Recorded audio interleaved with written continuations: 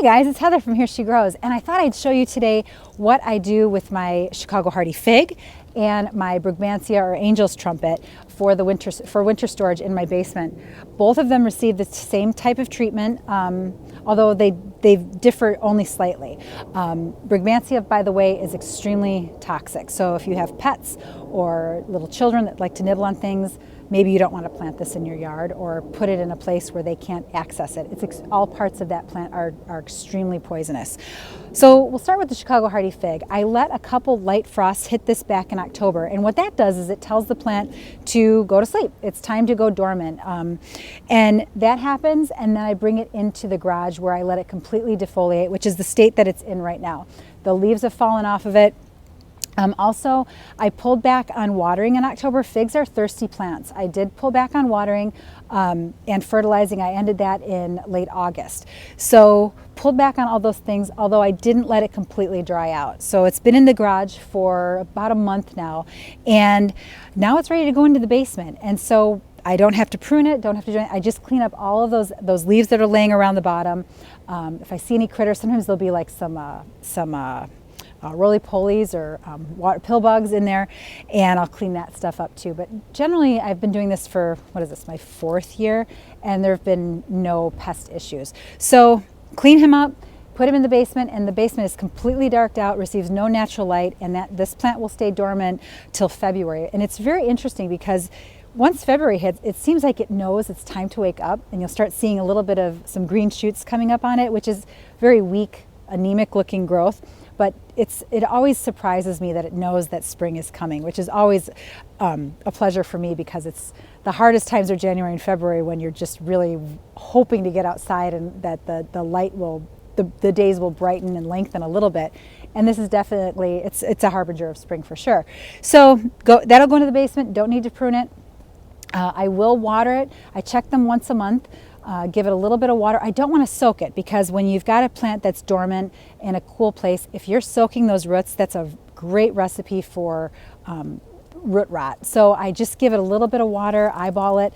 I do keep a jug of water downstairs just to keep it handy once a month when I'm doing that. So I will do the same treatment with the Brugmansia. However, I don't let frost hit it. It comes in before that happens, and I move it to the garage. They are very tender. Chicago Hardy is hardy to zone 5. So I could leave the Chicago Hardy fig in the ground. I just don't do it because I don't want it to completely die back in my zone 5 climate, which is what it'll do, unless it's in a protected site. And I know some of you have messaged me saying that you live in zone 5, you have a Chicago Hardy that stays nice and full for the whole winter, no root dieback. But I really don't have a spot in my garden that's unexposed. Things are pretty cold here, and I just want to err on the side of caution, and I really don't want it to die back. I like the shape that it's got.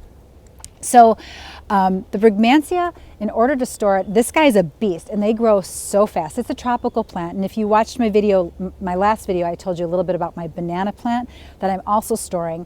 So I have a thing for tropical plants, and it's always funny how you want what you can't have, but you find ways to make it work. And I've been storing my Brugmansia for a couple years now. I think this is my 3rd year, and I bought it from just a tiny plant, and now it's probably approaching 10 feet.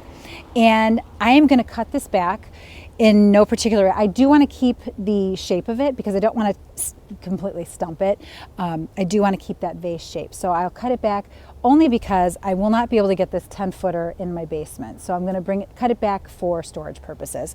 And I will do the same thing with it as I do with my fig. Check it once a month for water, and then probably bring them out maybe late March, early April, depending on temperatures. With the figs, a little tougher, much tougher actually. The Brugmansia, I'll have to wait a little longer on that. Probably will not bring it out until late April, early May even. So I'm going to cut back the branches on the Brugmansia, not going to cut anything on the fig. And so the next step after we prune these would be to bring them into the basement and then wish them well, fingers crossed they overwinter, and we can bring them back out next year. So let's get to it.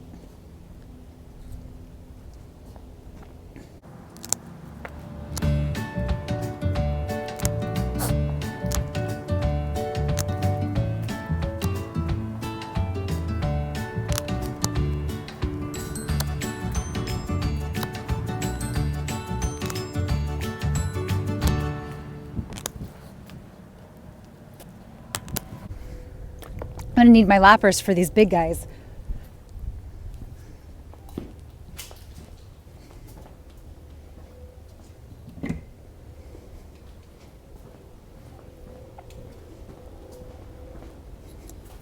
So some of the branches on this are quite thick and my hand pruners are not going to cut it. Ooh, and I haven't used these in a while, so they're kind of stiff. I need to clean up all my tools too.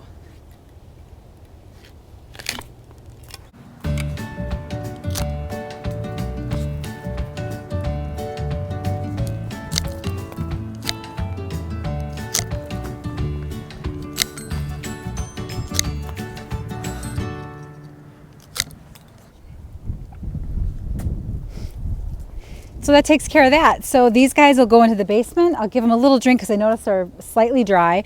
Not going to soak them because I don't want them to have root rot, which is what will happen if you overwater these guys. Remember, they're sleeping, so they don't need a lot. They just need a little bit to keep the roots slightly damp.